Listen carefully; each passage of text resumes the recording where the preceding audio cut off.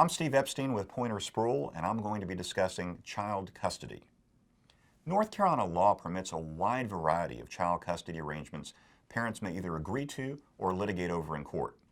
Because every family situation is different, there's no one-size-fits-all solution to child custody.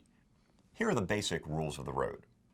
There are two types of custody: legal custody and physical custody. Legal custody means the right to make decisions about the health, education, and welfare of your children. If you have sole legal custody, you are the only parent who has the right to make those decisions. If you have joint custody, both parents are required to make those decisions together.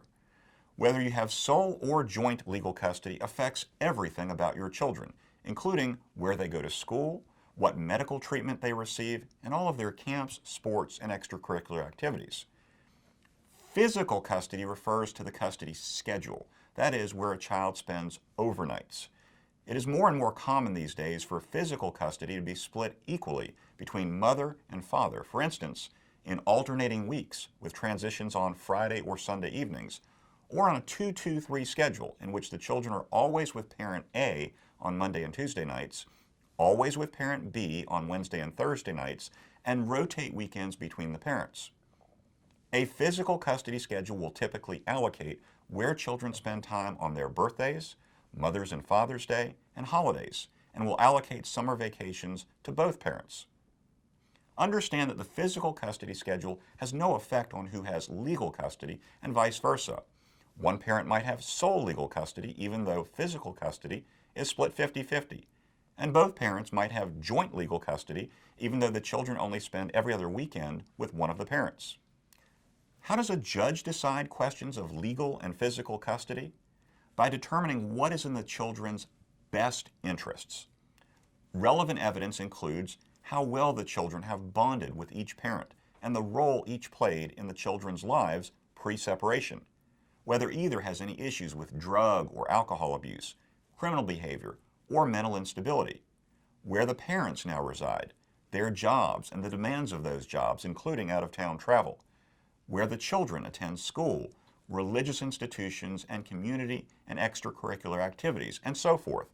A judge will attempt to promote stability so that the children's lives change as little as possible following the separation.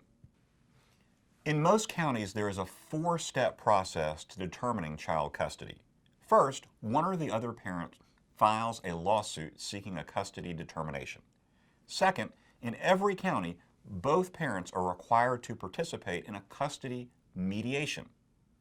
Each county employs mediators who sit down with the parents together in an attempt to work out legal and physical custody.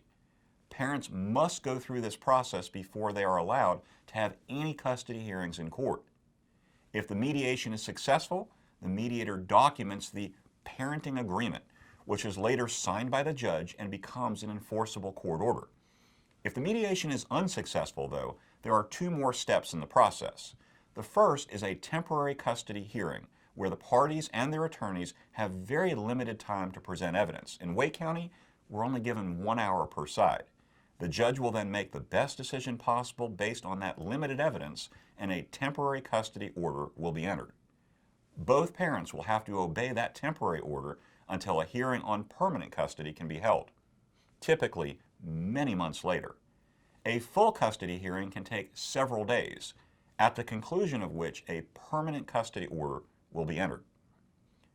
The scary part of litigating a child custody dispute is that judges have enormous discretion to decide what is in the best interests of your children.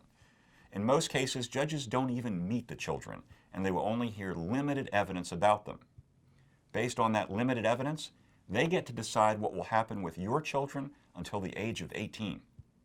With so much riding on the outcome of a child custody dispute and so much uncertainty, most parents eventually find a way to work out some agreement, lest they wind up with a result in court that is both unsatisfactory and very difficult to change. As the children get older and their parents' lives change, the custody arrangement may prove to be unmanageable. Parents are always free to alter the terms of the custody arrangement by mutual agreement. If they cannot agree, either parent may litigate in court to obtain a different arrangement, or what is called a modification. There is a very high legal standard to modify the terms of a custody arrangement embodied in a court order. The parent seeking to change the arrangement must prove that there has been a substantial change in circumstances affecting the welfare of the children. Examples of such changes include a child of suitable age who no longer wishes to be in the care of one of the parents, new issues of drug or alcohol abuse, criminal behavior, or mental instability, or the anticipated relocation of one of the parents. I hope you have found this discussion of child custody useful. This discussion is part of a video series in which I also discuss the topics of child support, alimony, and equitable distribution, and I hope you have the chance to look at those as well. Thank you.